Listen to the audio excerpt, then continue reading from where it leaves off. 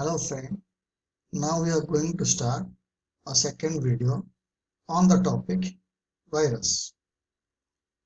As in our last video, we studied about the history of virus. Now we are going to study about the characters of virus, its biological nature and classification. I am AKB sir as a biology faculty in Medical Entrance Institute. Okay, let's start. First with the characters of virus.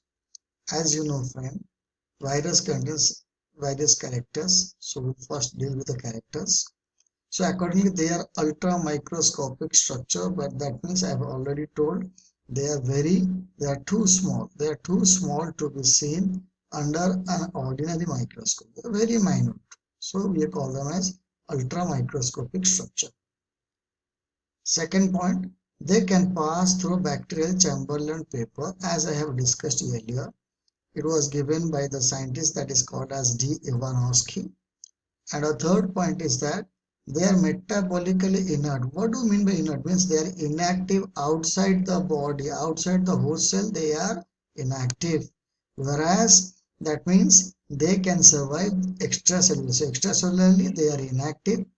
Whereas inside the living cell, they are intracellular and they are active. So they are both extracellular living and intracellular living. Got it? So virus can exist in both the forms, that is extracellular as well as intracellular livings. Okay. Then we move on to the fourth point.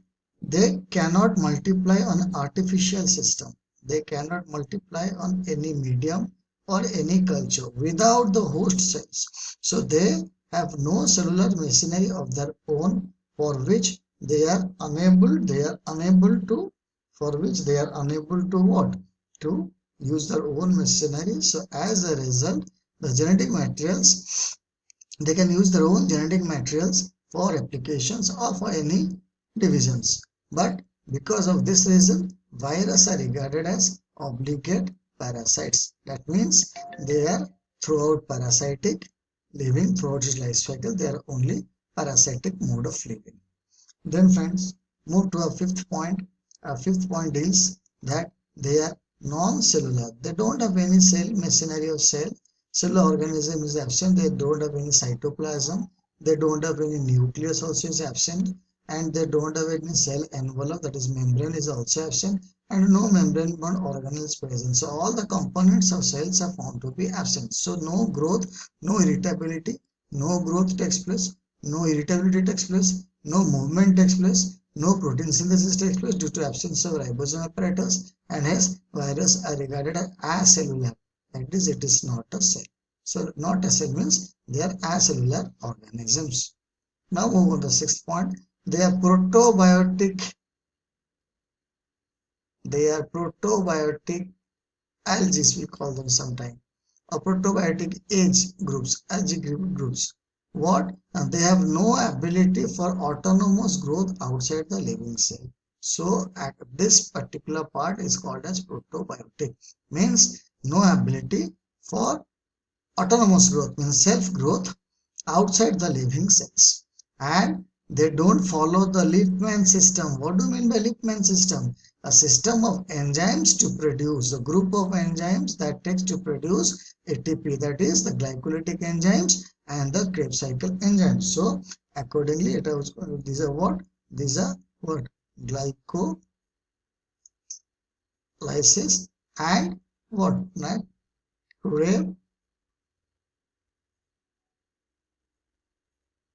Krebs cycle enzymes. So accordingly, it has been estimated that these are the basic and various character of your virus.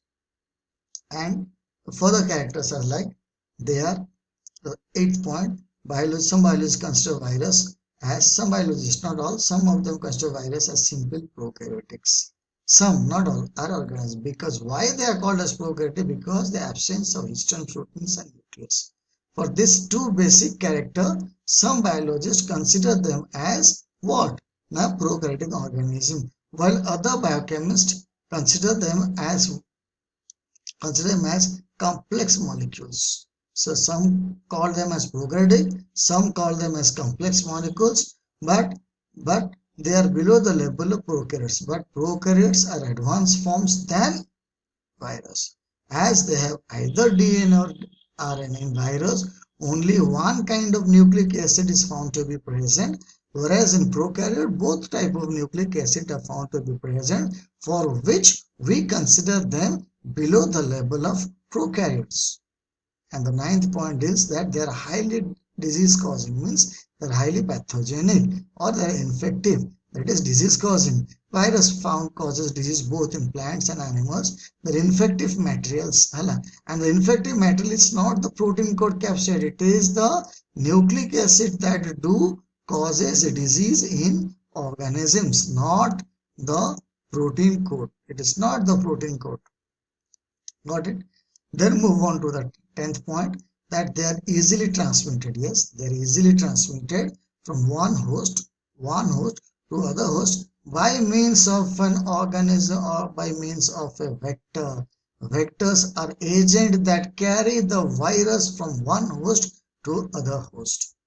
And viruses don't grow in size because they only multiply, and the multiplication takes place inside the host cells by synthesizing separately assembly of full viruses that do takes place inside the living host cell. So they are inert outside but active inside the living cell to multiply.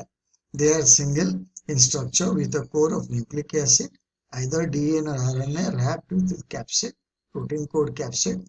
Thus, virus we call them as nucleoprotein entities. Some viruses have lipid envelope. Some viruses have lipid envelope.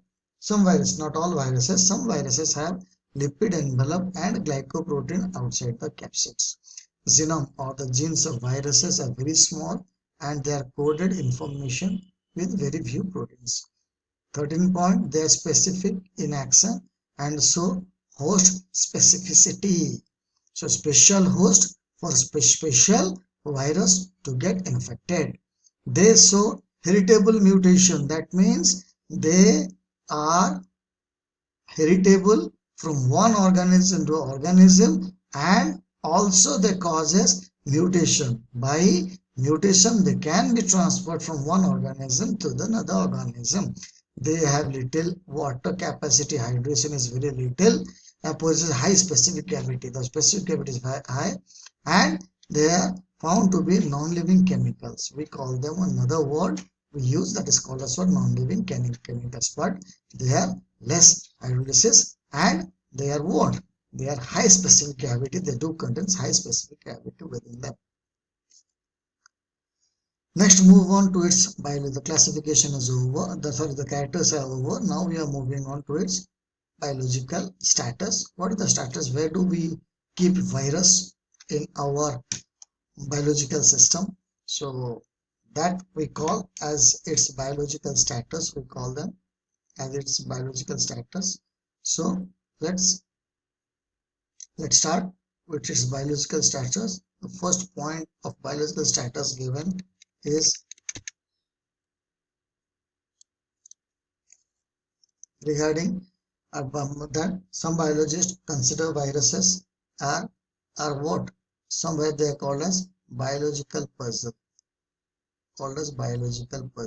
Why we call them biological puzzle? Because they get confused with living and non-living, because outside the cell they are non-living and inside the cell they are living. So it creates puzzle among the scientists or biologists. So some of the characters outside the host and some are inside the host. So viruses are included in prokaryotes as they don't have true nucleus of histone proteins. Yes, they're included in true prokaryotes. They are below the level of prokaryotes as they're either DNA or RNA or both.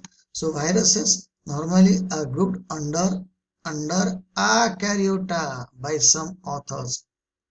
Got it? It is sometimes it is below prokaryotic nature, so it is sometimes considered to be Acaryota by some biologists. Whereas a simple prokaryotic organism and they acts as a connecting link between living and non-living organism. Normally, the viruses they act as connecting link between living and non-living organisms. Got it? So the biological status is that it is present between living and non-living organisms. Now move on to its classification. It was the primitive classification given by Holmes. It is what?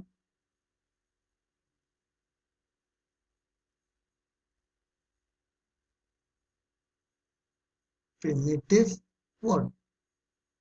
This classification. So it is a primitive form of classification accordingly given by the scientist Holmes. This primitive form.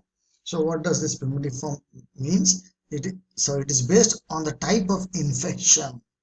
First one is called as phytophagini, virus infecting plants called as phytophagini.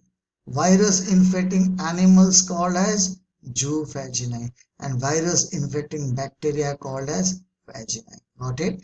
So normally these Holmes classified virus on three bases of infection, that is phytophagini infecting plant virus, zoophagini infecting animal virus, and phagini infecting phages, that is the bacteriophages. Got it? So the plant viruses, they do cause 90% of the disease are usually caused by this viral agent, and the plant virus normally contains genetic material of single stranded, very very important, single stranded. Tobacco mosaic virus, one is called as tobacco mosaic virus, banana bunch top virus, papaya mosaic virus, leaf curl of tomato virus, cauliflower mosaic virus, and dahlia mosaic virus contains double stranded DNA, very very important. So cauliflower mosaic virus and dahlia mosaic virus, both of them contains double-stranded DNA, but mostly plant viruses are single-stranded. Mostly plant viruses are single-stranded, and it has been estimated in wound tumor virus and rice dwarf virus.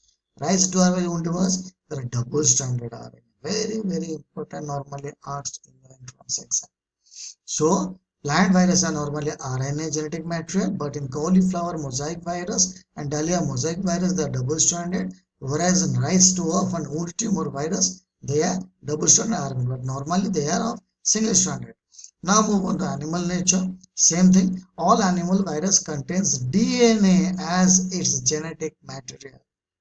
Got it? DNA as the genetic material normally, and more than 50% of DNA is found in pox virus, herpes virus, adenovirus, papovirus, hepatitis B virus, whereas less than 50% of DNA is of RNA, that is double-stranded RNA, is found in Rio virus.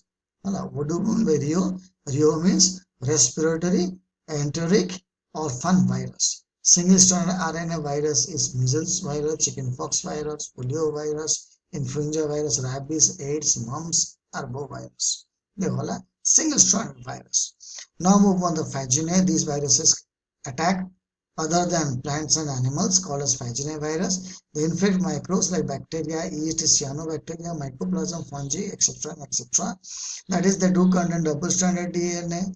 They also contain single-stranded DNA, single-stranded RNA, double-stranded RNA, all kind of genetic materials are found to be present in phaginae or phages infected bacteria virus. When they attack cyanobacteria, we call them as what? Cyanophage. So when they attack mycoplasma, attacking fungi, when they attack fungi, we call them as mycoplasma, having double-stranded as its genetic material. So when they attack yeast, we call them as zygophage. We call them as zygophage. When they attack algae, we call them phycophage. When they attack mycoplasma phage. So likewise, on the basis of the name, these are different types of phaginae found to be present in the classification that is called as phaginae. These, okay, got it. So these are the different kinds of phaginae. Okay, this is the modern system of classification. This system is regarded as the modern system of classification given by the scientists Loaf, Holmes, and Tournier. According to the name, it has been named as LHT system, Loaf, Holmes, Tournier system. All viruses are included under a phylum Vira. A phylum Vira is present, which is divided into subphylum on the basis of the nucleic acid, presence of nucleic acid It has been subphylum, and this subphylum is again divided into the class. Class are divided into orders on the basis or absence of envelope.